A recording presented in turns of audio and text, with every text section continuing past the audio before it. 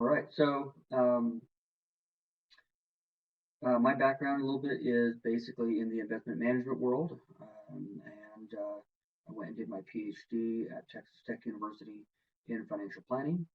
And Frank is with us this evening, so we're grateful to have him to help us with the chat this evening, and he'll be answering your questions. So don't be shy to ask the questions in the chat as you need to throughout tonight's cohort. I'm going to move the video out of the way so we can get into the material here.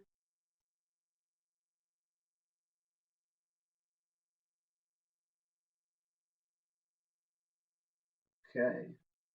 Hopefully everybody can still see me, or not see me, but can still hear me. If you can still hear me, then just type something in the chat and we can make sure we've got everybody. And then I'm just going to double check. Can you see this green arrow that we have going around on the screen here, just to make sure that we can see that? Okay, we're good. Awesome.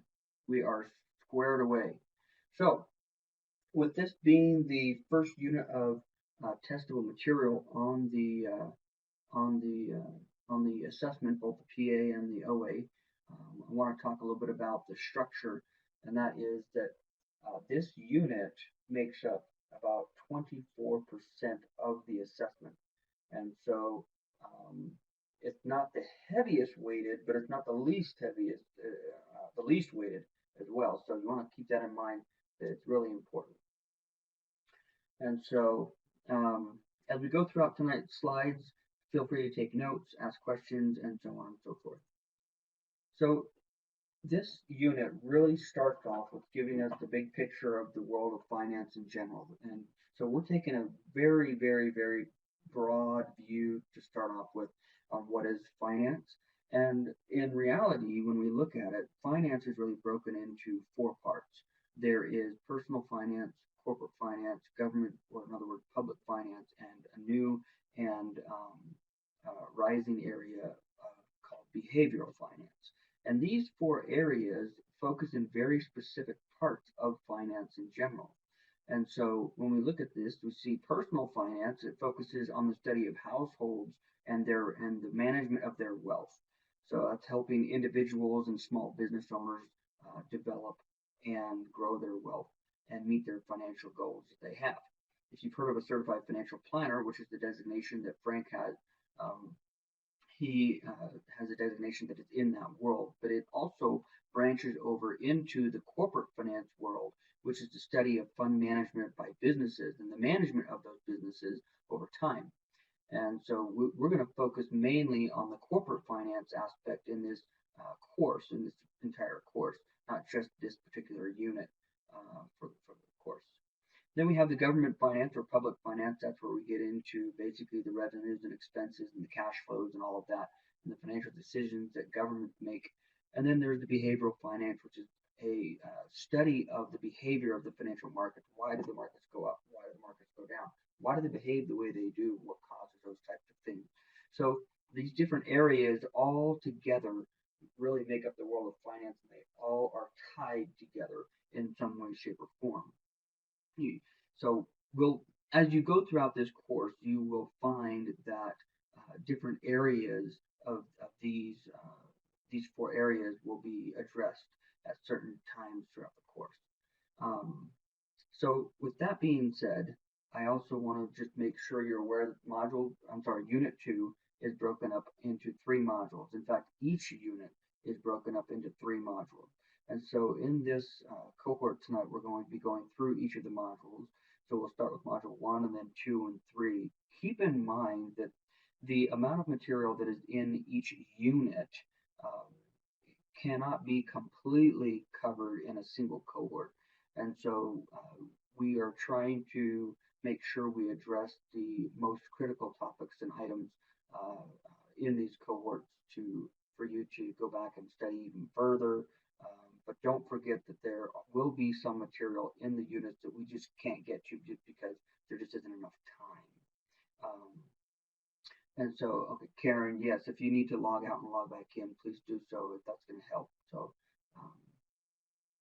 So with that said, I want to bring this picture of this house here, and you see that the foundation of the house is highlighted. But why do I have the foundation of the house highlighted? That's because Unit 2 is the foundation of the course.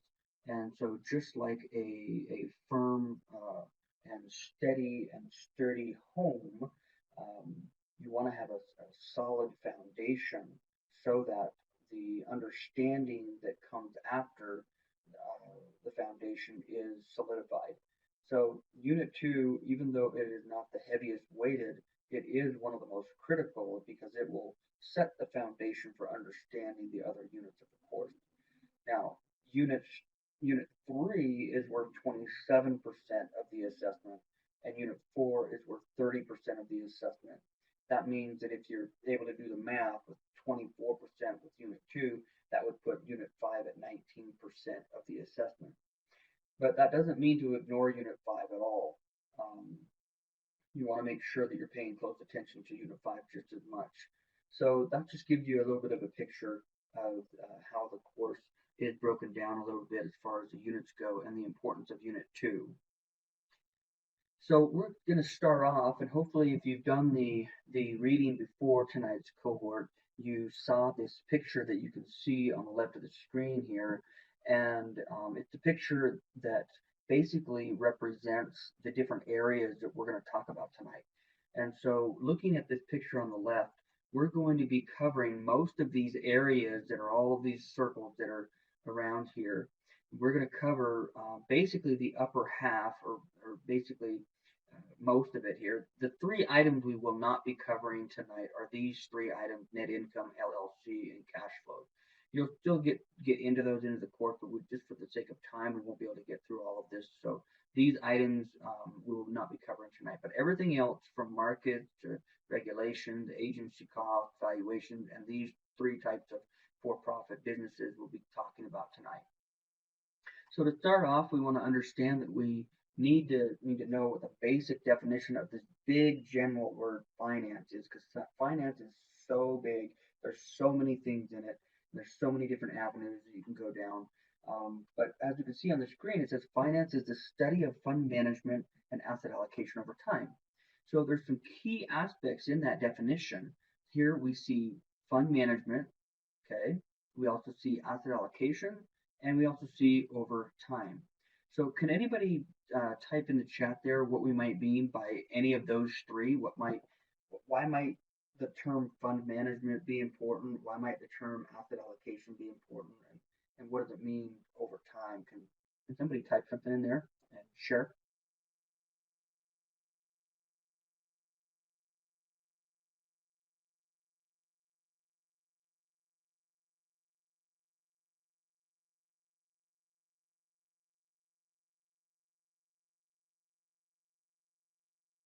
Okay, Shannon says the value of money over time. Good. So Shannon is referring to what we call TVM, or time value of money.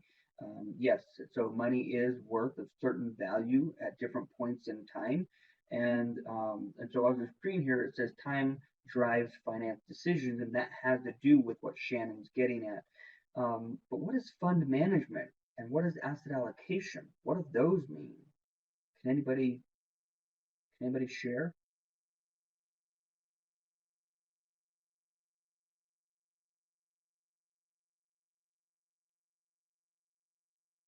Okay, where we put our money.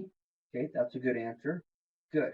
So asset allocation is one way of looking at where we put things, how to best use resources. Good.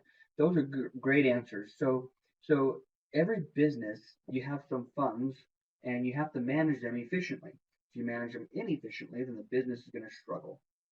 And so, in the world of finance and corporate finance specifically, corporate finance professionals, they have to make these decisions with the funds that are available to them, and they also have to allocate those funds and also additional assets such as machinery and whatever else it might be to help with the management and efficiency of the overall flow of the business.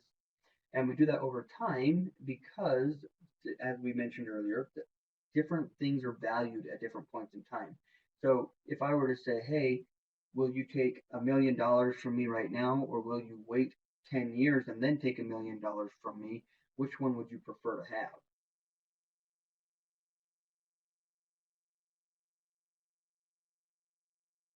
Now, exactly. Yes, exactly. We would want to take the $1 million now because $1 million is worth more today than it is in the future.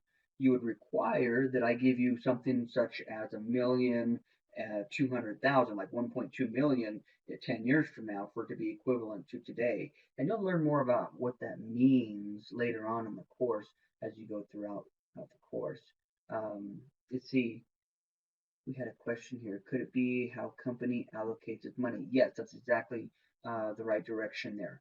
So yes, how the company allocates the money, meaning does it buy machinery? Does it buy trucks that the business needs? Does it pay specific type of rent? Does it allocate the money to shareholders? There's all different directions that the money can be um, distributed or used. And so the allocation of that is very important. So financial professionals, we have to make sure we are making efficient decisions with the allocation of that money and other assets that the company has. Now you'll see on the screen that bullet point number 2 is accounting versus finance versus economics. It's very important that as we go throughout this course that we understand the clear difference between these three topics, because you might be going throughout the course, especially if you're an accounting student, and you might come across some terms that are accounting related, but we have to make sure that we understand them from the finance perspective, not just the accounting perspective. And so, what do we mean by that? Well, so oftentimes you might, if you're driving down the street, you can see through the front window in front of you, and you can also see your rear view mirror that shows what's back behind you where you've been. So think of your front windshield as thinking as a finance professional looking forward in the direction that you're going, and you haven't been to what you can see in front of you. In other words, you're future oriented, you're looking into the future, and to think of the accounting side as the rear view mirror as recording where you've been. So the decisions that are made by the finance professionals from looking into the future and into uncertainty is recorded by the accounting people. And they basically say, okay, this is what the decision was, this is what was spent, and when, and where, and how, and all of that stuff. And that's where they produce the financial statements that actually are documentation of what has happened. So the documentation or the financial statements that we get are actually historical information of what's been happening and what decisions were made. So finance professionals look into the future. Accounting professionals primarily look at what the decisions were made by the finance professionals and record that so we can see the past. And then economics, that's different twist to it. And then economics can go a lot of different directions, but it mainly has to do with the cause and effect type of thing. So what happens when the demand for certain goods and services goes up, or what happens if the demand for certain goods and services go down? What happens when interest rates change, and so on and so forth. So we want to pay close attention to these three areas, and they're all connected. So as you read through the e-text and as you go throughout the course, you want to be able to discern between, okay, is this an accounting, is this a finance, or is this an economics term or perspective that we're facing here, and how does it apply specifically to the finance professional? Now, one of the traditions that we have in these cohorts is to hand out virtual Snickers bars. So you may see these opportunities in future cohorts as you go throughout the course. And so what I have here is a time for a virtual Snickers bar moment. So for those of you that have not had dinner, this might, and if you win this, it might spoil your dinner. But for those of you that have already had dinner, maybe this will be your snack for after dinner. So I have a question for everybody here, and let's see who can get this. So here's a picture of a gentleman, and let's see if you can answer who this is. Anybody know who this is?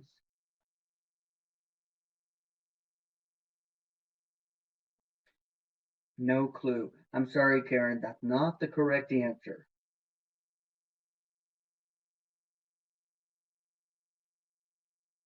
Let's see. Linda says Biggs. Yes, this is Mr. Biggs. Mr. Biggs is the CFO, Chief Financial Officer of Walmart. So Linda wins the virtual Snickers bar, and we will. I'll tell you right now, we will have some other virtual Snickers bar moments to see if you can win those tonight. So Mr. Biggs is the CFO of Walmart, so he has a very important role. So he has to look into the future with a lot of uncertainty. He has to make some very important decisions, and so some of these decisions that he has to make for the business, and remember, this is not just Walmart, but these are companies in general that are making these types of decisions. They have to make decisions that demonstrate why they care about finance in general and the business, because if the business isn't going to make any money, then there's almost no reason to be in business. So a number of the important decisions that these financial professionals are making have to do with these questions that are on the screen here. One of the questions is to, or not questions actually, they're statements, maximize shareholder value. And so what do we mean by maximize shareholder value? Can anybody share what we might mean by that?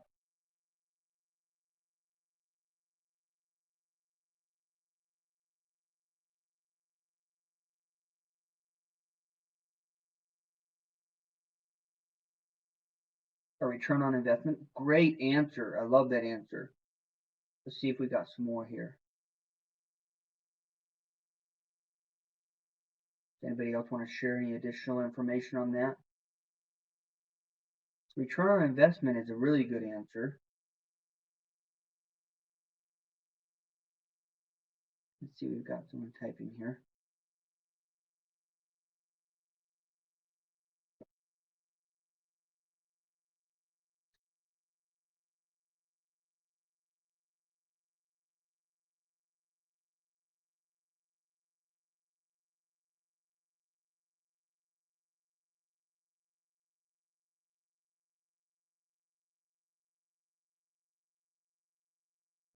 We've got a couple of people typing. Let's see.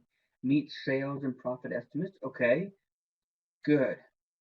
Oh, yes, these are really good answers. So, return on investment, that's really getting towards the idea that a business such as Walmart offers ownership of their company to shareholders, to stockholders, those who buy shares of the stock. And so the investors, they want to get a return on their investment. So the CFO of Walmart, he says, how can I make shareholders happy? How can I make the investment in Walmart attractive to get a good return on investment to shareholders? At the same time, he's also faced with choosing between different investment choices. So he has to say, okay, where should we allocate or invest the funds and the assets that we have as a business that will be efficiently allocated to actually then produce a good return on investment for the shareholders and also serve the customers well at the same time. So it's not a perfect puzzle to put together. Oftentimes, the CFO has to face many areas of uncertainty and make decisions without having every variable on the table. And that's one of the pieces of excitement in the world of finance is dealing with the unknown. And so the CFO also, not just the CFO, but many of those that are on the finance team of a business, they have to make sure that the money is in the right place at the right time as well. And that has to do with time value of money. When do we actually issue shares of stock and collect the money from the investors? And when do we use that money? Do we hold on to it for another year before we invest it in a product or a service, or what do we do? So there's all kinds of challenges that finance professionals face from a business perspective. Now, I say focus on cash flow, not profit. And why might I mention that on the screen here? That finance professionals, it's more important that they focus on cash flow rather than profit of a business.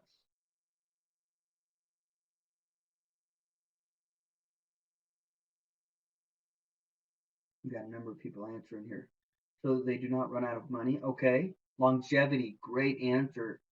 Yes. If you can't pay your bills now, you can't continue. Right. Good. So the cash flows really has to do a lot with the longevity. It's a very good answer there. And so we pay attention to the cash flows so that we can see the health of the company. Now remember that we'll be able to look at the financial statements, then we can look at the actual cash flows of the business. What are the cash flows doing and what are they doing over time as well? So, um, so a lot of people think that profits is the most important thing, but a lot of investors and those shareholders or stock owners of a business are really focusing on the cash flows. And we'll see a little bit more later on about, and we'll talk more about the investors themselves. Now, these two words that you see on the screen here, guarantee and uncertainty, you've heard me use the word uncertainty already a number of times. And so these two words come up often in the world of finance, whether you are in a business setting or whether you're doing personal investing or whatever it might be. So, a true story actually is I had a prospective client contact me and he says, I want you to place my money somewhere where you can guarantee that my money will double in 1 year. And what do you think my answer was to that?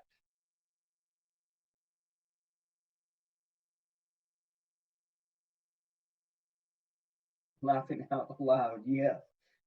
No guarantee, exactly.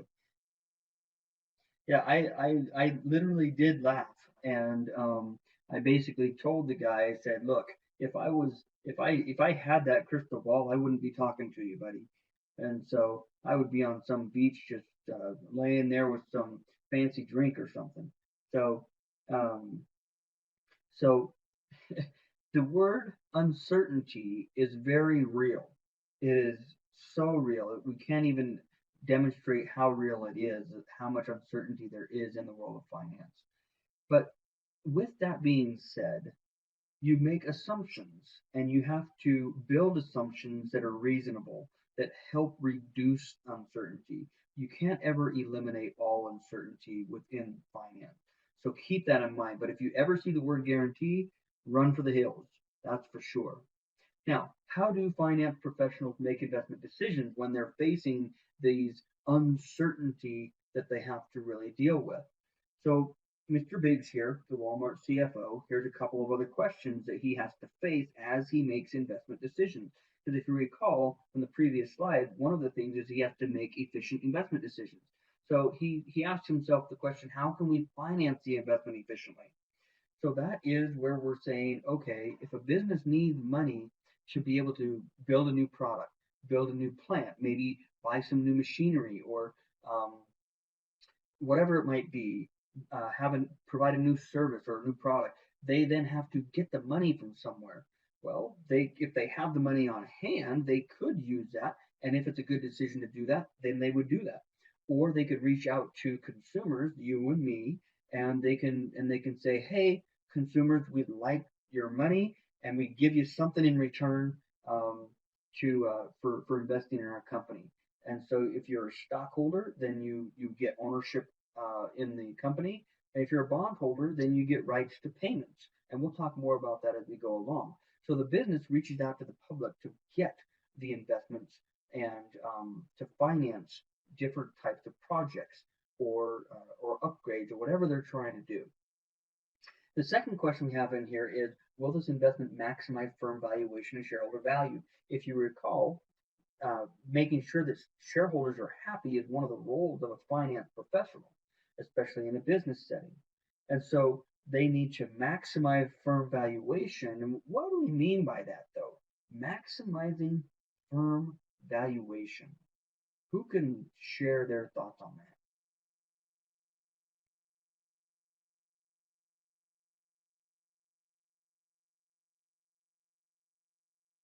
I'm not asking you to actually tell us how it's calculated, but what do we mean by maximizing firm valuation? Why is that important?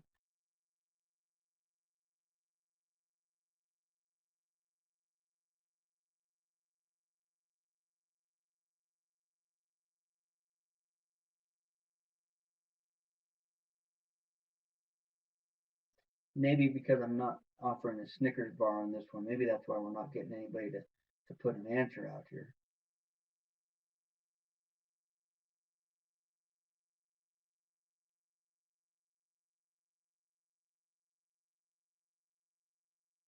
Okay, is it a good investment or a risky investment? Good. Okay, so we've got a little bit more typing going on. Let's see what we get.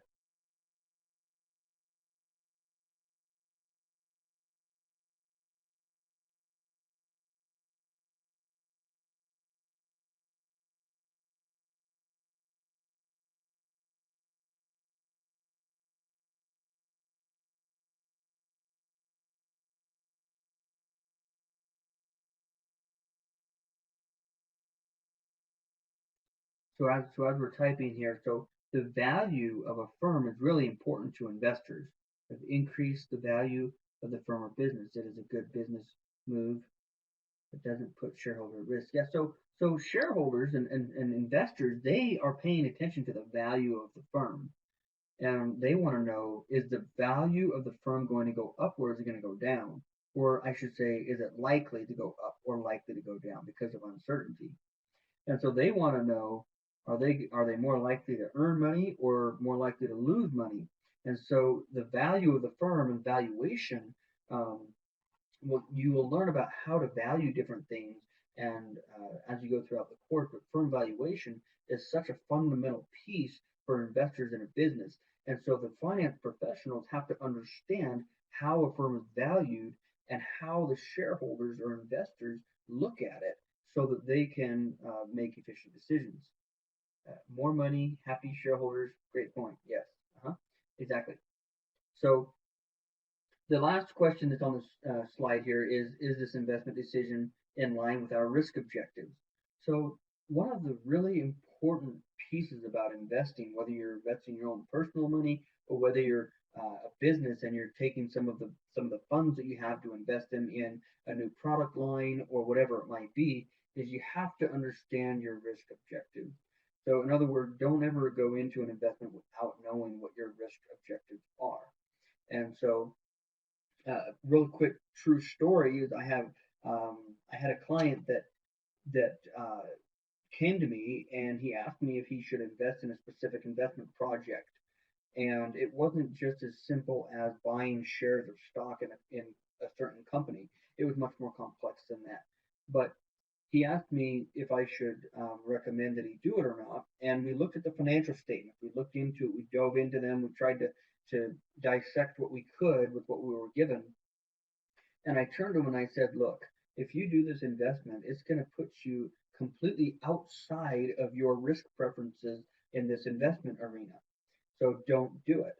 And they did listen to my recommendation. And the year later, that investment opportunity went completely flopped. And so the client did not lose any money.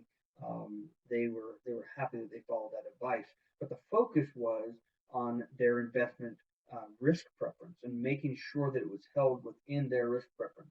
As soon as it takes it outside, then you start to increase your chances of losing the assets. There are also the possibilities of getting higher returns, yes, but it's important to stay within your risk preferences. There's minimum risk. There is a minimum risk every investor or company is willing to take. Yes, exactly. And so every company will have a different level of minimum risk tolerance and a different level of maximum risk tolerance as well. I like the $2 billion you put in this pocket. So don't ever follow the word guarantee. You see that anywhere, it's pretty much wrong. Run for the hills. All right. So that basically concludes the basic idea of Module 1. We're going to get into Module 2 here, and we're going to start it off with the stickers bar moment. So hopefully, if you didn't get the first one, you can get the second one here. So now, hopefully, nobody's allergic to Snickers bars. So hopefully that's not the case. So if you win one and you're allergic to it, I apologize. So here's the question: who can name the four major types of for-profit business structures?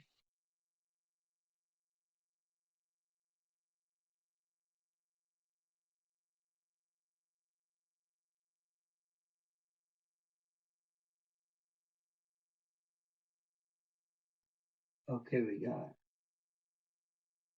great job. Sole proprietorship, LLC, partnership, and corporation. All right. Great job. So now I apologize if I mispronounce. Is it Kadine or Kadine? I'm not sure if I'm pronouncing it right. Or Caden, like Nadine, Kadine. I'm guessing. Is that right? Okay, thanks. So Kadeen won that virtual Snickers bar. Great job. Those are the four different types of businesses. So as we get into module two, we're going to be getting into the different types of business structures. So we understand that businesses, it's important that we pay attention to the financial management for the business to run and all the different decisions that we have to make. But we're going to be talking about these four major business structures right here in the middle of this circle. We're actually not going to step into the LLC world. We're going to talk about these three mainly going forward. We're going to start with the sole proprietorship. We'll branch off into the partnership. Then we'll talk about corporation. And then we'll branch out and we'll start talking about these areas outside of the circle here that all tie into the business world, mainly to corporations. So, with that being said, the first thing is a sole proprietorship. So, in the world of business, sole proprietorships are basically the smallest types of businesses that there are.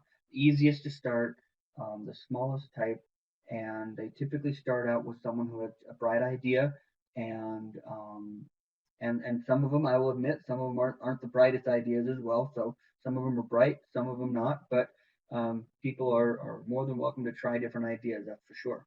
So you start out as a sole proprietorship most of the time, to where you are the person that's doing every aspect of the business. You're making all the business decisions, everything from where do you want to house your business, what building do you want to rent out or buy, what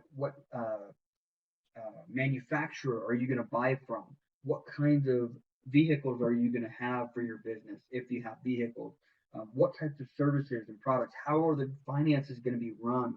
Who's going to be the person, or not the person? Who's going to um, help you if there's going to be any help that's needed? Maybe hiring someone that to run the cash register or something like that. Um, so all kinds of decisions have to be made, and you're the one that runs the whole thing all by yourself. Now, with that being said, all of the profits from the business go to you as well. So that's the benefit of being a sole proprietorship, is everything goes to you. And so, and from a tax perspective, you don't the business doesn't pay any federal taxes. You pay the federal taxes yourself. So all the money that is made from the business gets funneled directly to you, and then you pay the federal taxes on your tax return, on your individual tax return. So that's the basic nature of a sole proprietorship. Now, I'm going to bring something on the screen here. I want to see who can answer this question. Does anybody know the answer to this?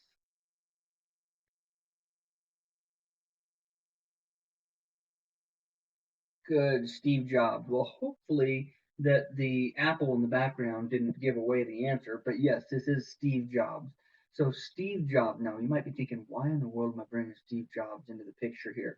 Well, Steve Jobs, he started as a sole proprietor. As you can see here, his logo, we most often recognize the apple as his logo, but in the early days when he first started out back in the mid 70s, he had this very, very different logo. And if you can't see what it is, it's actually a guy that's sitting underneath a tree with an apple that's over his head. That's so that's where the Apple computers came about first, and then from there the logo changed and has been different ever since. Um, but Steve Jobs, he did start out as a sole proprietor, and he started out just in the garage, really. And but the thing was, in his situation, that he started to find out that the burden of running the business by himself started to grow, and he could not handle all of it on his own. So, what did he have to do? He needed to become a partnership. He needed to go out and get someone else to help him out. And so, as we see here, a partnership, typically called a general partnership, is where we have two owners at a minimum. Okay, and they are quote unquote partners in the business. You can have more than two, and each person would be a partner. And so this is where the ownership of the business now starts to spread to other people, and the responsibilities are then being shared across the partners. Not just all of the financial decisions, but all of the debt, all of every single decision. You can break it up however you really choose to do it, but the liability of the business basically is shared across the different parties. And so that's something that's different. You'll learn a little bit more about LLCs later on in the course, and it's a little bit different than partnerships and have to do with the liability aspect. But we're not going to dive into that right now. So a partnership, really, you're sharing the liabilities of the business among all of the partners that are in the firm. And so, as in the sole proprietor, when we talked about the profits of the business, when those profits actually come down to the owner of the business in a partnership, comes down to the owners and spreads out among the partners. And so, just like a sole proprietorship, the business is not paying any federal taxes. Those The taxes are paid at the individual level.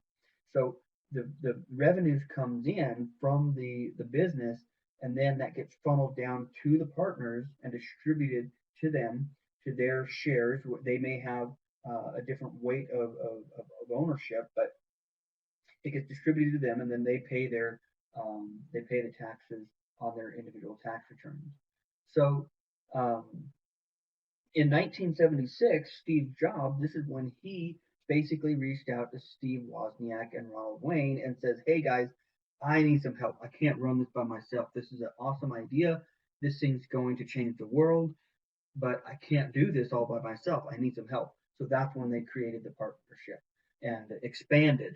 And then Steve Jobs didn't have to do everything on his own. Later, they started to grow even more, and they couldn't handle it, just the three of them. So they then said, "Look, we have got to get even more help. We have got to get some funds that can help us produce what we're producing. We need more resources." Okay, and so that's where they decided to become a corporation, become incorporated. And so when you become a corporation, you now start to separate yourself a lot farther from the crop of the partnerships and the sole proprietorship world. And what I mean by that is the corporation now becomes kind of its own separate entity, its own separate world, separate from the owners of the business. Okay, so the corporation, you file what we call articles of incorporation, which then is like the paperwork to actually create the corporation, the business. And the corporation, then you create this board of directors that help direct the business, and then you have the liabilities and everything that was distributed to the owners is no longer really being pushed on the owners. It's now being held within the company for the most part. And then the corporation is then its own entity. And when a corporation says, "Hey, I think um, I need to produce a new product or come up with a new idea. We need some money. And where are we going to get it?" Well, most commonly, a corporation is going to go to the public to get the funds to be able to produce the new product or offer the new service or whatever it might be. And so, in Apple's case, this is where in 1977, Apple they found a guy by the name of Mike Markula.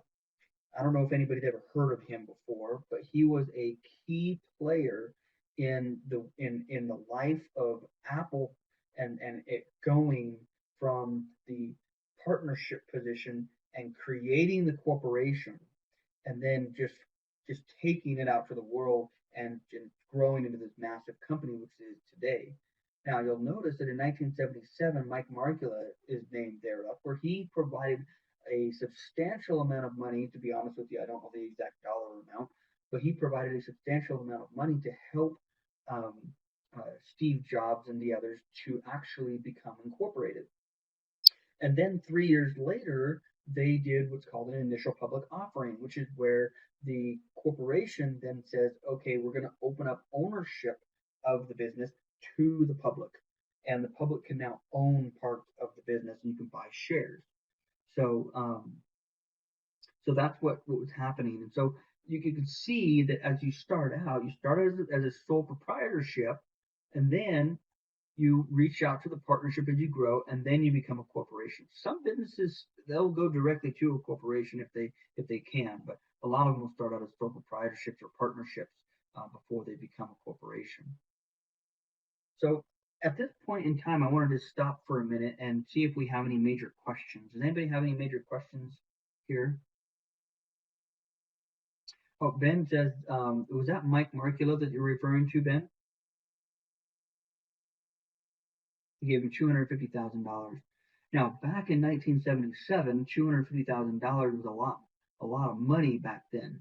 $250,000 is not as it's the same amount of worth uh, nowadays. It's worth less compared to back in 1977.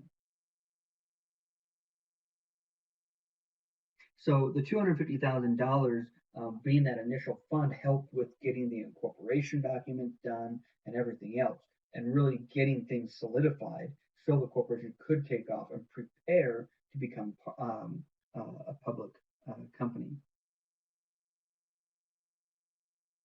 It looks like Frank did the time value money calculation. He says $250,000 40 years ago would be roughly 4 million today. That's a big difference. Now, for those of you that might be wondering about that, the difference between 250,000 and 4 million is that has to do with what we call purchasing power, and you'll learn more about that term purchasing power later on in the course. It's a really important term. In fact, time value money is one of the most important topics of all of finance. And so it's a critical topic. And so purchasing power has to do with the amount of goods and services that the money can buy you. And so $250,000 could buy you the equivalent amount of $4 million today. That's 40 years ago. Um, yes, this and many more topics on TVM will be covered in Unit 4. Yes, that'll be in Unit 4. Thank you, Frank. So let's move forward here. So let's start talking about these other aspects that tie into a corporation and businesses and why these pieces are important. We're going to talk about business valuation. We're going to talk about the financial markets, and we're going to talk about what's called the principal agent problem. And so let's get into that now. So the first thing I want to talk about is valuation. We talked a little bit earlier about how shareholders really care about the value of a firm, okay? Because they want to know, okay, what's the value of it right now? And if the value is right, then it might be a good investment, and then they can increase the value of their net worth. And if the value is not good, then they say we don't want to invest in it, or they could do some other fancy type of investing we won't even get into at this point in time. But so firm valuation is really important.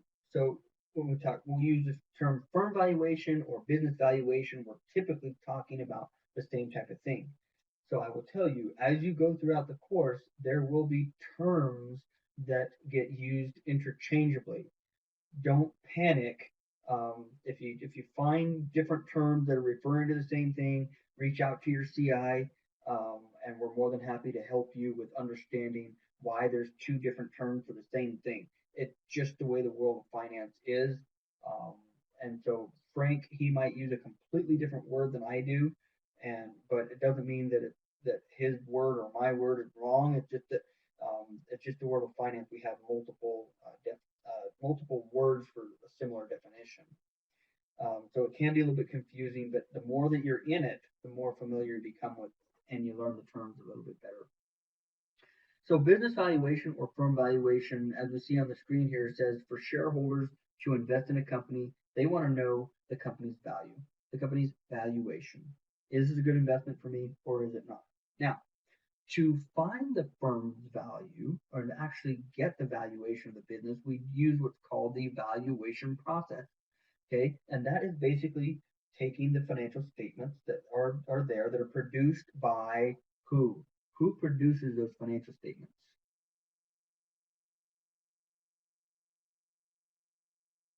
Accounting, great, awesome. That was a fantastic answer. Accounting produces the financial statements that represent The decisions of the what?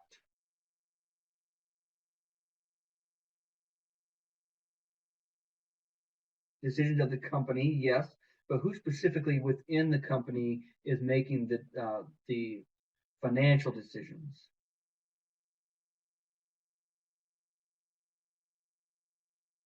The directors of the corporation, the CFO, good. Yes, the CEO, yes.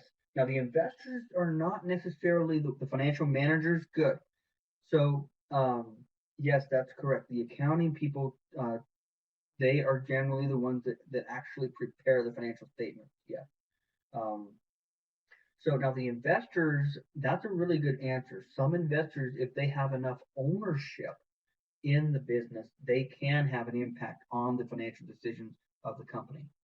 Okay, if they have enough shares of ownership in the company. Now, so for an investor generally that is may not have any current ownership in the company, but is looking at it and saying, "Hey, do I want to invest in this?" They're going to go through the valuation process, looking at the financial statements and doing also what we call ratio analysis. They're going to analyze those financial statements and calculate some what we call ratios, which is ways that we can interpret, or in other words, read between the lines of the financial statements to find out what is really being said on these statements. Because sometimes we'll read it and we'll say, okay, here's the revenues and here's the expenses, so here's the net income. And so what does this really mean? And we can do ratio analysis across financial statements and interpret different information by pulling numbers from different financial statements and calculating things. You'll learn a lot about different ratios, quick ratio, for example, the name of one, liquidity ratio, return on equity, return on assets. If you've heard of those kinds of um, terms, then you're going to, those are kinds of things that we calculate using the financial statement. You'll get into that as we go forward into units 3 and forward. So, something important to keep in mind though is that the financial statements, remember when I talked about earlier about the accounting and the financial statements being that rear view mirror, looking at the past, that's an important thing to remember is that those things are of the past. And so a company, okay, will look at the financial statements of another company, a competitor, for example, and they'll say, okay, this is what they did. It's not necessarily what they're doing, but they can look and see and say, okay, what might they be doing if they are analyzing the financial statements and what they've been doing. So the financial statements are historical documents, and so we can't always say that the historical documents will predict or be a perfect indicator or representation of what's going to happen in the future. So even though you might be a business looking at the financial statements of a competitor of yours, you can't always say what they will be doing, but you can try and make some assumptions that will help with looking into the future of what they might do. Okay, let's see here. The other thing that we want to talk about is the principal agent problem. Can anybody give us a kind of their definition or their understanding of what the principal agent problem is before we dive into it? I kind of already gave you a definition on the screen.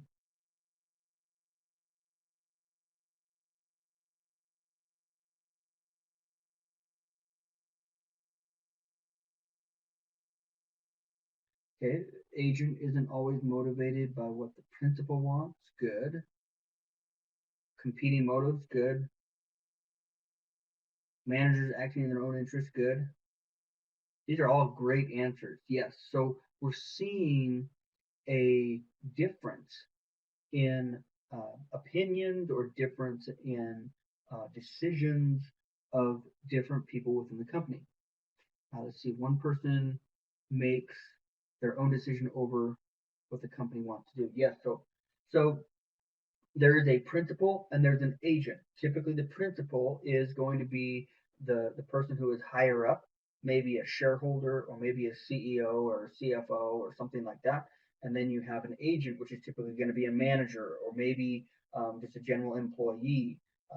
And so it's important that we distinguish the different level in employment or what's the word I'm looking for? Not level of employment, but status. There we go. Within the company, it's important that that is there because it's not necessarily a principal agent problem when you have two managers. If there's one manager and another manager which are of the same level of employment, they're having a disagreement. That's not necessarily the principal agent problem. It has to do with when they're not of equal status or of equal level. Now, these are issues that we need to pay very close attention to because the CEO or the CFO, they are looking at it from the interest of the shareholders. They want to make sure that investors are happy. But at the same time, you have the manager who says, I want to make sure the customer's happy. And so how can we help the manager have the same interest as the CFO or CEO? Well, you can put it into the contract specific things that will help the manager act in specific ways. And one example of that has to do with what we call stock options. And so a stock option is basically a way that a company can pay a manager, for example, in terms of shares of ownership in the company rather than just in cash. And that way, the manager then has some incentive to work hard enough to improve the value of the firm and its share price. That way, they increase their net worth that way instead of just by receiving cash payment. And here's a little comment that I like from Gilbert that kind of conveys the message of the principal agent problem. So his boss is saying, your compensation will be based on achieving these goals. And Gilbert says, awesome. It's like written permission to ignore everything else you ask me to do. And so there's this difference sometimes. And so I want to share with you one other example of the principal agent problem. And that is from this movie here. Who can tell us where this clip comes from? Can anybody tell us?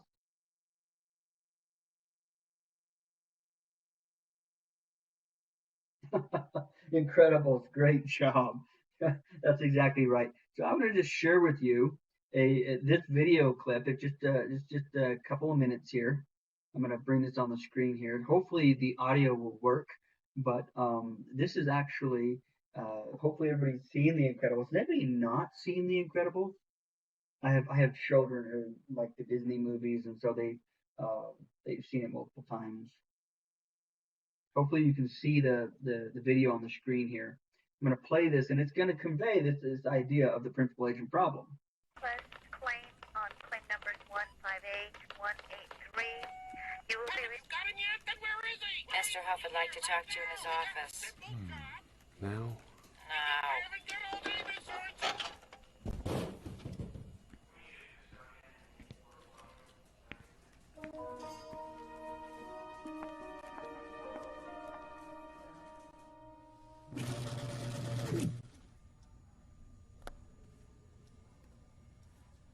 Sit down, Bob.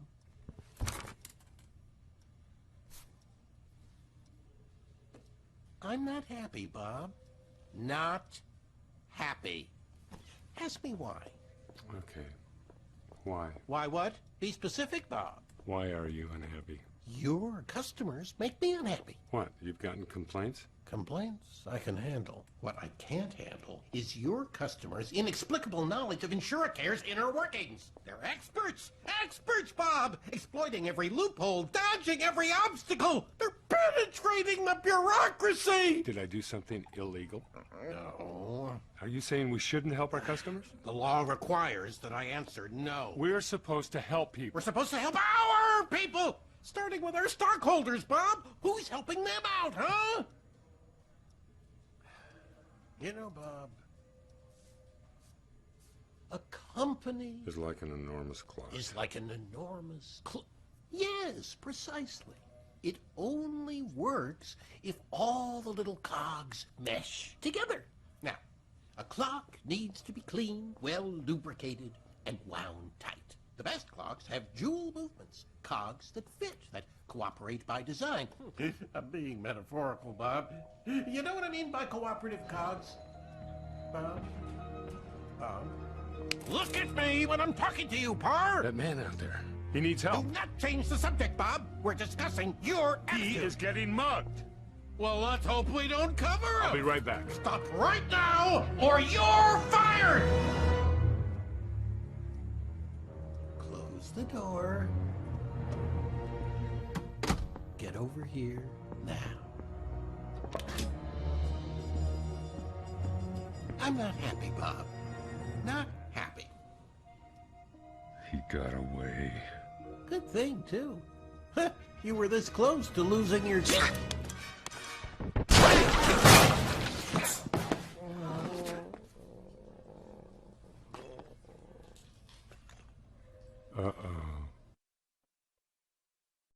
So I apologize for those of you that have an issue with viewing the video there.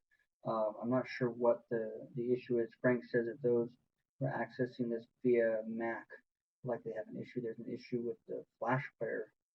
That might be the problem. So so can anybody share what their thoughts are in the video and what they were thinking about the principal agent problem with what was going on here?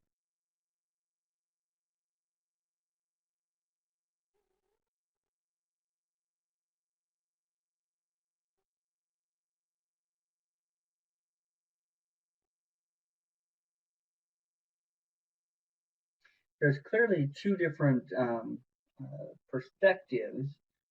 Bob, he's got a very different perspective from his boss. Let's see what we got some answers here.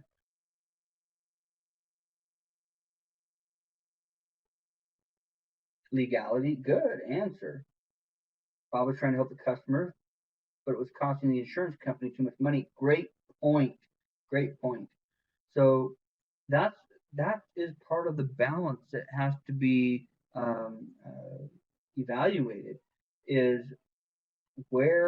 how do we balance the interest between the customers and the shareholders? And so that has to be ironed out between the different parties at different levels within the company. And so this video is a good example with Bob and being an employee versus his boss, who has to think more on the shareholder level. Great job. Now, I'll just point out, I didn't realize this until just when I put the picture on this on the slide here. But if you look at these clocks back here, we have these clocks that typically represent different time zones.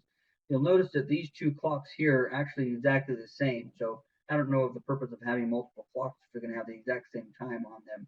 Anyways, that's just something I noticed, a small detail. Easter. So the principal agent problem is very, very much out there in the business world. And sometimes we don't realize it until we know what it is, and then we start to recognize it. So in your businesses, if you're currently in a business or if you're running a business, it's really important that we pay close attention to this principal agent problem and we find ways to resolve it so it doesn't actually cause problems within the business. So let's now talk about the third aspect over here, the financial markets. And so with a corporation, when it gets involved with financial markets, we know that there's one of the primary reasons why the corporation gets involved with the financial markets is to raise capital, to raise money and funds so that they can actually grow or expand or do whatever they need to do with the funds. And we're going to talk a little bit more in detail about these. And so we know that there are shareholders and we know that there are bondholders, and that there are two different types of financing that a corporation can reach out and get. And so when you are a shareholder, that means you're buying shares of the company, ownership in the company, and that means you have voting rights. And then you can also lose your money if the investment goes down, if the company doesn't do well and it goes down. And what I mean by doesn't do well, it doesn't mean necessarily that the company did bad. It really has to do with how did the company do compared to its estimate or its expectation. What did it think it was going to do, and then how did it act in comparison to what it expected? That is what is a big key indicator to the fluctuation of the valuation of a firm. So if a firm thinks that they're going to increase their revenues by 5%, then they actually have a decline in revenues by 2%, then that's a major discrepancy between what they expected and what actually happened, and that can be a major movement of the stock price of the company. So the other types are bondholders. So bondholders, those are lenders. So the shareholder, you are giving your money to the company. You're not expecting the money back. You're expecting ownership in the company and the value of your shares to go up. Bondholders, they do expect their money back. So they give some money to the business, they lend it to them, and then in return, they get interest payments. And then at the end of a contract for a specific period of time or a maturity date, we talked about, um, they get that money back. And so the bondholders is kind of like being a bank, and you're lending money to someone and they're paying you interest, just like if you own a home and you're paying a mortgage payment. Well, part of that payment is paying principal of the loan, and it's also paying interest. And so you're paying the bank some interest to borrow that money. So that's the same type of idea when we talk about bondholders. Now, bondholders don't have any voting rights because they don't have any ownership in the company. However, if the uh, if the company goes south and let's say it goes bankrupt and has to sell off its assets, then typically what happens is bondholders will get paid first from the sale of those assets before shareholders will. And so when we say that bondholders get paid no matter what, that typically is in reference to the interest payments you're getting paid and also the selling of the assets if the company were to go south and go bankrupt. So bondholders are typically a more conservative investor in the business than a stockholder is. So here's another Snickers bar moment. So hopefully, if you haven't won one yet, you get a chance to win one tonight. Here's the question: do shareholders or bondholders prefer for companies to take on riskier projects, and why?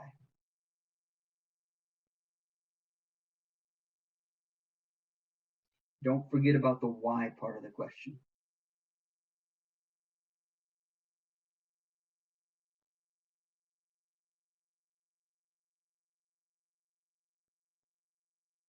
We've got a bunch of shareholder answers on here. Yes. And then we've got Kadeem says chance of higher returns. That's right. Yes.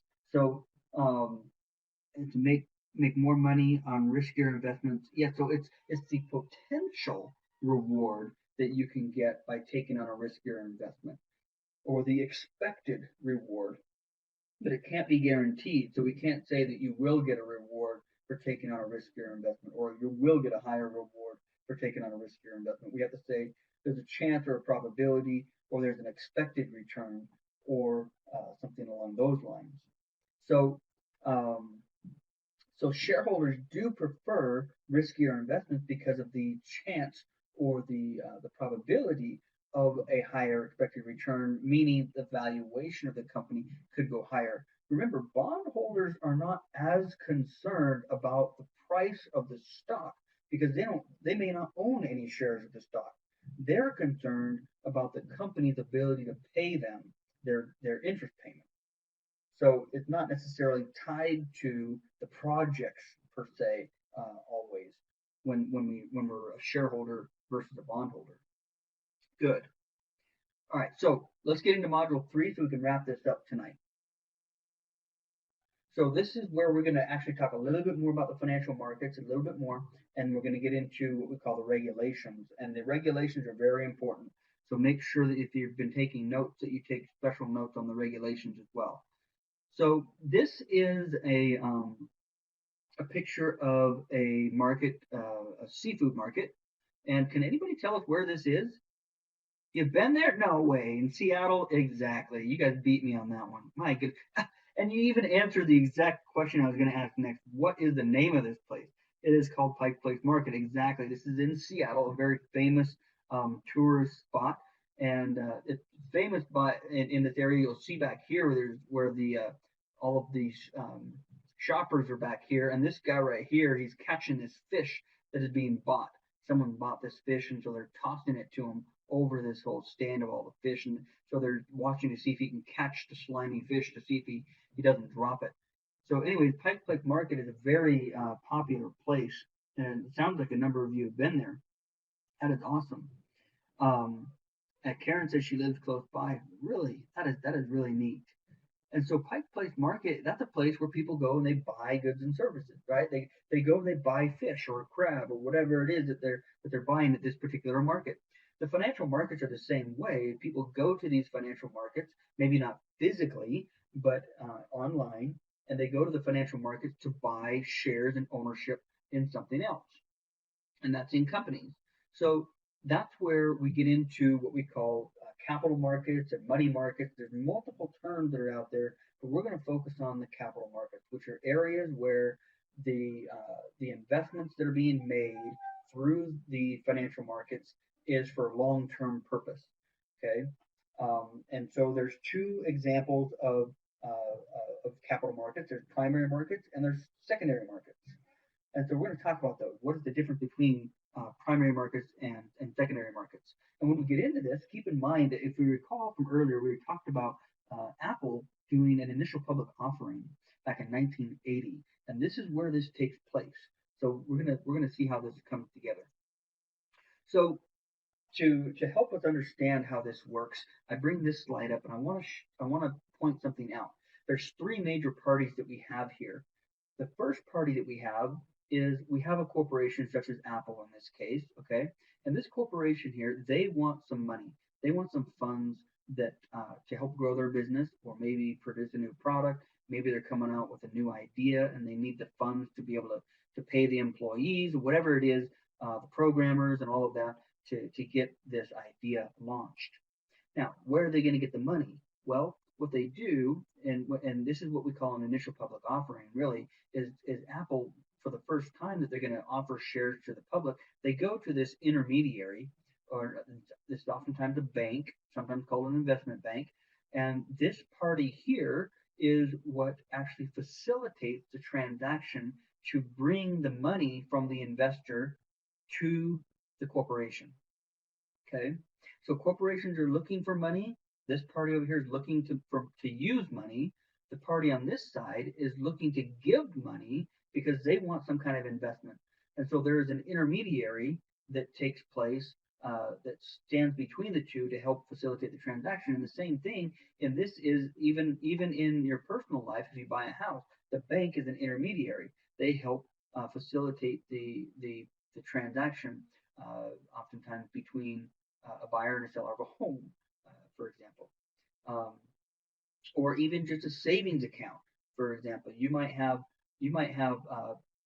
you and me here. We might be looking to place our money somewhere because we don't need it right now. So we place it in a bank. Well, what does the bank do? They then turn and they lend it out to someone. It might be someone that just in a CD or something, whatever it might be. So the intermediary is an important player in the financial world. And so in this picture here, what we're going to see is that the primary market, the are we covering how to set a calculator? No, we're not. Unit 2 does not have any calculations in it. It's purely conceptual. So we won't be going over the calculator in this cohort. So what we have here is what we call the primary market. This is where the initial public offerings take place. So the corporation, for the first time, issues shares through the investment bank or the intermediary who facilitates the process to primary investors. And these primary investors, they're looking at the financial statements of the company and they're doing the valuation process, which is evaluating, okay, is this a good investment or is this a bad investment for me to get into? And because these people here are in the primary investors, they have a little bit different type of risk preference than most investors do. They may be a little bit more risk tolerant to be the initial investors into a corporation when it's starting out. So that's something to keep in mind, is that the primary market is the process in which the company issues its first amount of shares, or it's new shares that are coming out. Now, you'll also see on the screen this area over here that's called secondary market. This secondary market is typically other consumers such as you and me that are here, and we are looking for investments as well. Well, how do the secondary market investors get involved? What happens is the primary investors over here, these primary investors, they made a decision to invest in the company based on their evaluation of the financial statements, and they made a decision to invest. Over time, they then may find that they've made some money, and so they make the decision to say, "Hey, we've reached our goal. We want to sell the shares that we own." We can't always necessarily sell them right back to the corporation. So we need another party that we can sell these shares to. So that's where it goes to the secondary market. And that's where you and I, we can buy shares from another investor. So it's important that we understand the difference between the primary and secondary markets. And with that in mind, there are laws and rules and regulations that monitor and govern these different markets so that the investors can be properly informed and also to nudge specific types of behavior. Okay, because it's important that consumers invest in companies so that companies can then expand and grow and also provide goods and services to the public. If nobody's investing in them, then it makes it hard for the companies to offer new goods and services out there. But at the same time, if we think about the previous slide here, what would happen if Apple Corporation here, if they came out and they gave a bad financial statement to the primary investors? The primary investors are going to be misinformed of what is actually happening with the company. So it's important that these financial statements that get distributed to primary investors and also to secondary investors, that they're accurate, that they actually say what is happening, so that the investors can make a well-educated investment decision. And that's why the regulations are there. They're to maintain the healthy financial system. And so here we have another virtual Snickers bar moment. I think this might be the last one for the evening. So if you want to try and grab this one, let's take a shot at it here. So here's the question. What do investors do, and it's a particular process, in order to decide if they want to invest in a company and why?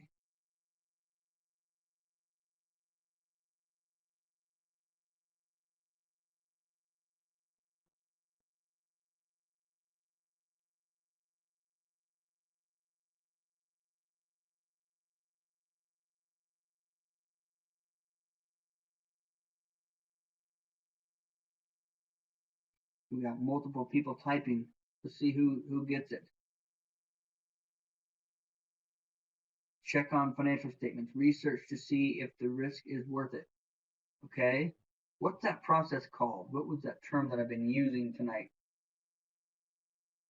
Capital investment. There we go, Karen. Valuation.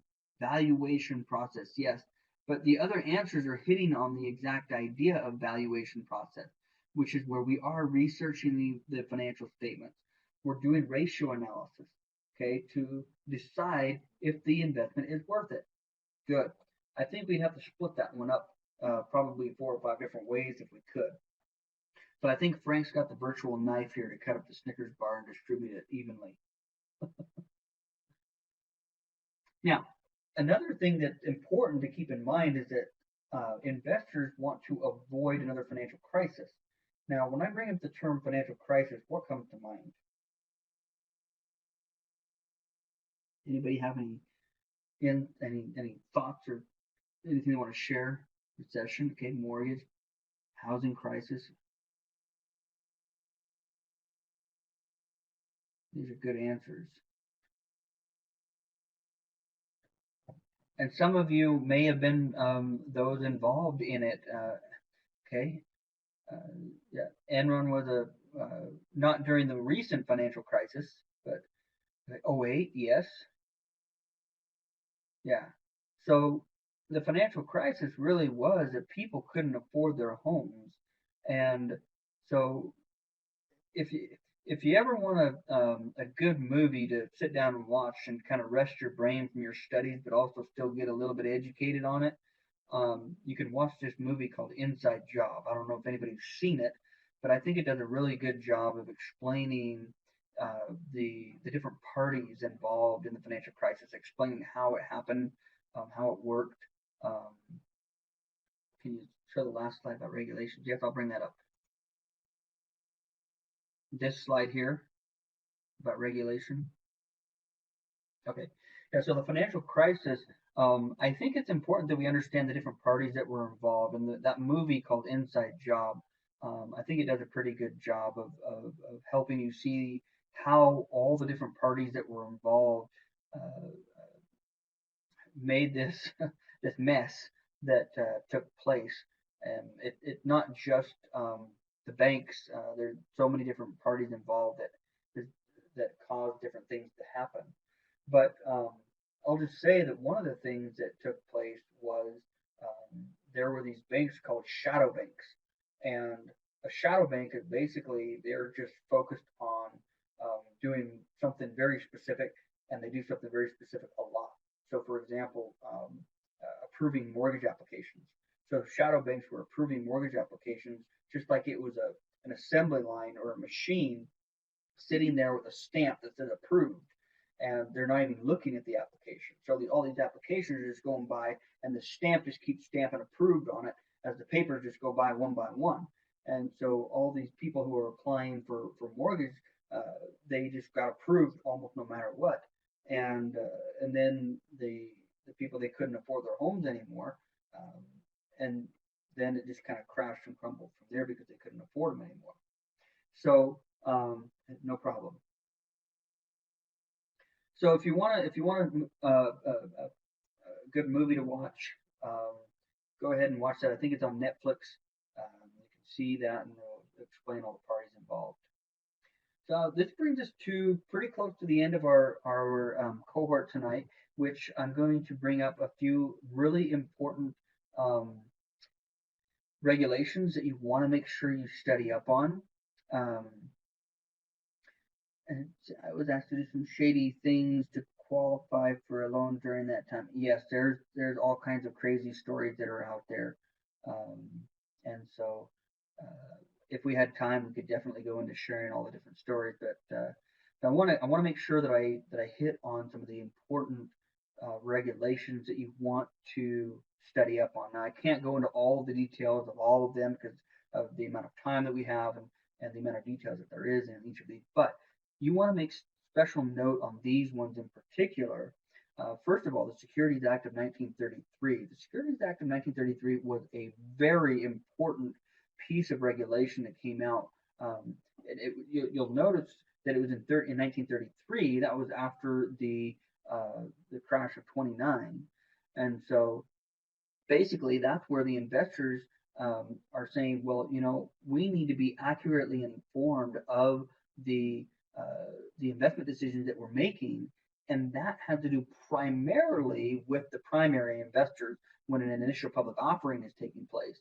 So in 1933, that's where the regulation comes out and says, okay, primary investors, you now need to make we need to make sure that you have accurate information so you can make a good investment decision, and that companies can't sway you with false information. And then a year later, the Securities Exchange Act of 1934 comes out and basically says, okay, we need to govern the secondary market as well, because the secondary investors also need to be properly informed. And that's where the Securities and Exchange Commission gets formed to regulate the stock exchanges for secondary investors. Now, the Securities and Exchange Act of 1934, that uh, it's important that you understand that it focused primarily on the secondary investors versus the primary investors. And the Securities and Exchange Commission really was a big key player, because what you can do is you can go out online, you and me, for free. We can go out and see the financial statements of companies. So this, what you see on the screen, is just an example of a website that you can go and find financial information. This is called Market Watch, which happens to be a sister website to the Wall Street Journal. And you can go to, for example, this just happens to be Apple, for example, Apple, and showing the share price. And you can go down to these different tabs and you can see financials.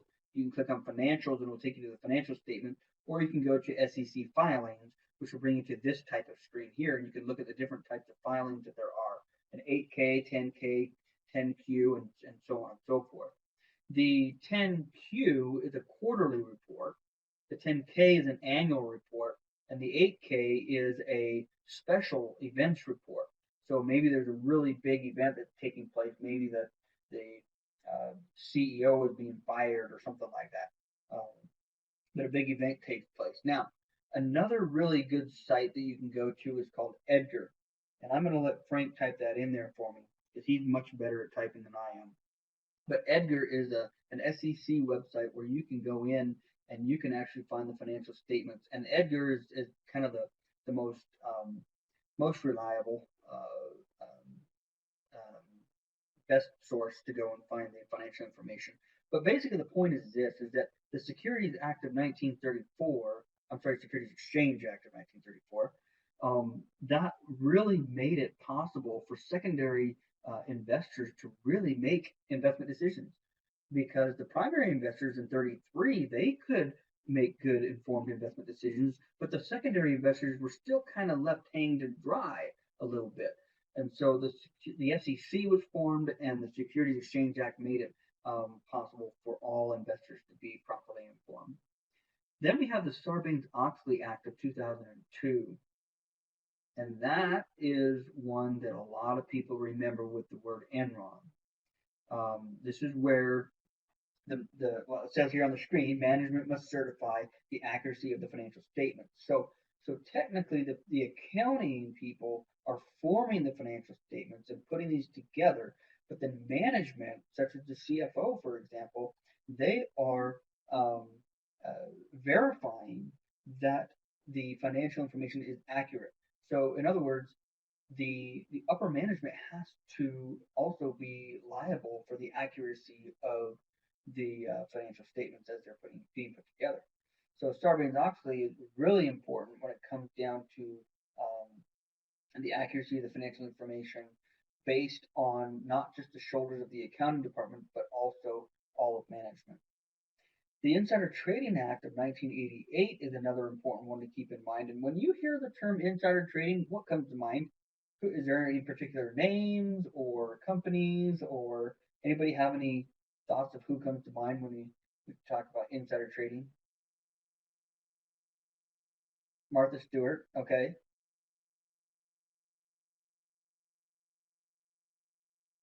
Yeah, so there are some big names that come to mind. Let's see, we've got some other people typing and see what other names come up.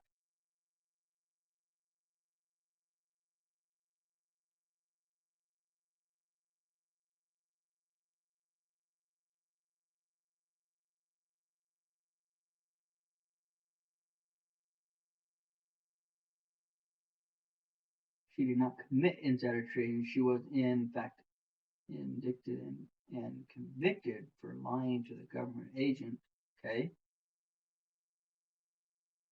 So there are some big names that such as Phil Mickelson, famous golfer. Now, these names that I mentioned are names that I'm not saying that have been convicted of insider trading, but have been at least been accused or investigated for insider trading. So Phil Mickelson is one of them. The owner of the Dallas Mavericks, Mark Cuban, he has also been investigated for insider trading as well. Now, what in the world is insider trading? If there's these big names that get tied to it in some way, shape, or form, what in the world is insider trading?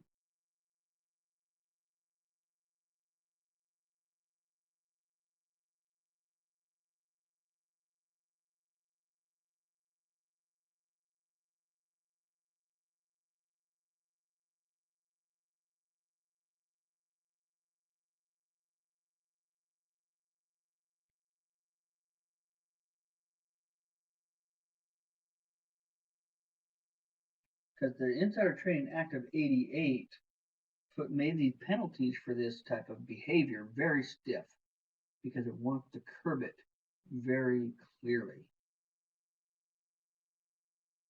Using company information to make decisions to buy and sell stock. Yet acting before public knows. Great answers. Yes.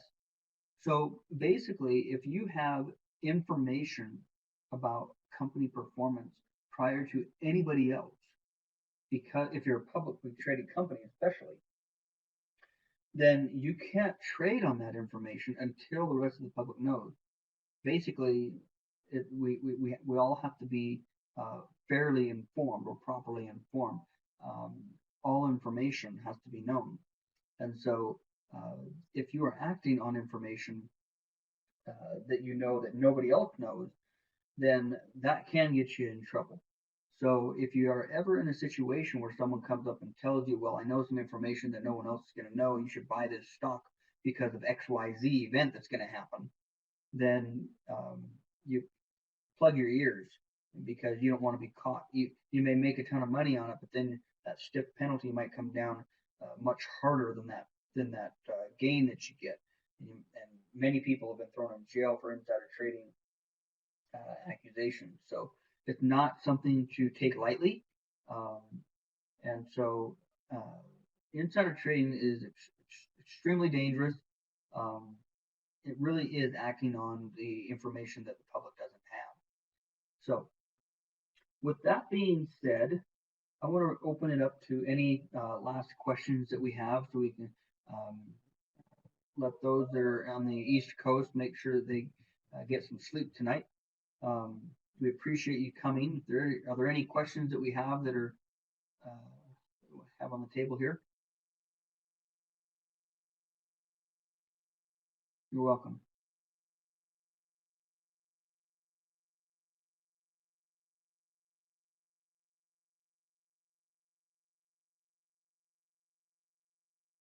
Well, those aren't questions.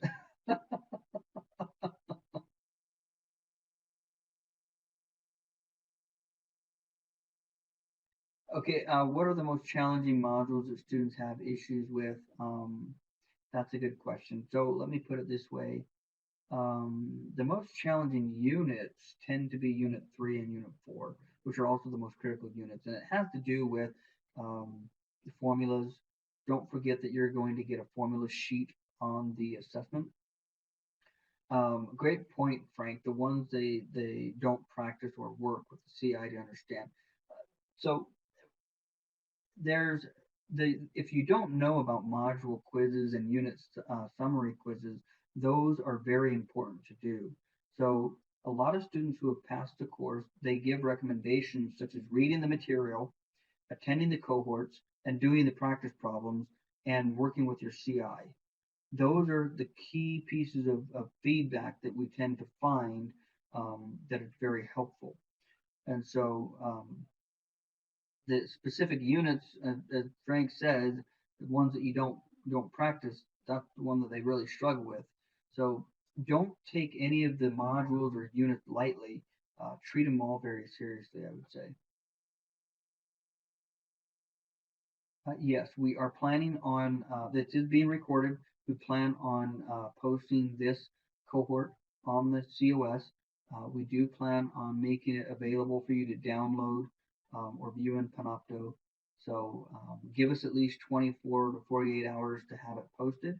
There is an older version of it on the COS right now, but we're going to post the newer version up there so we can have the newer version available. The percentages for the OA and what calculator do we need. So the recommended calculator is the TI-BA2 Plus. That's the recommended calculator. It's not necessarily the one you have to use. Now, I want to just make a point that you want to make sure you have your calculator, the TI-BA2. So let me type it in, or I think Frank's going to type it. TIBA2 Plus, the Texas Instrument. It's a very good calculator. Now, keep in mind that the course is only taught from the perspective of the TIBA2 Plus.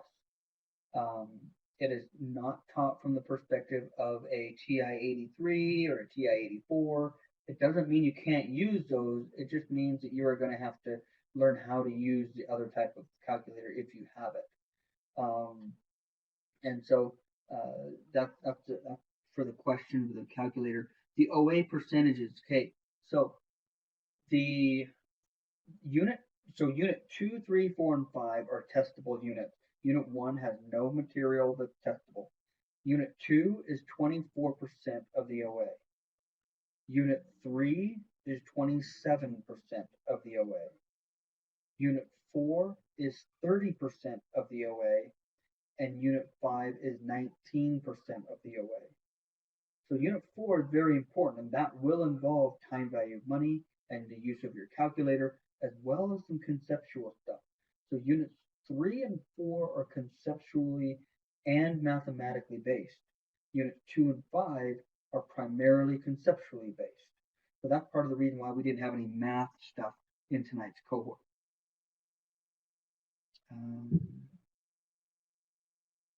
Let's see. Yes, we do plan on making the PowerPoints available on the COS. So within the next 24 to 48 hours, we'll have the PowerPoints available with the link to this recorded cohort available on the COS.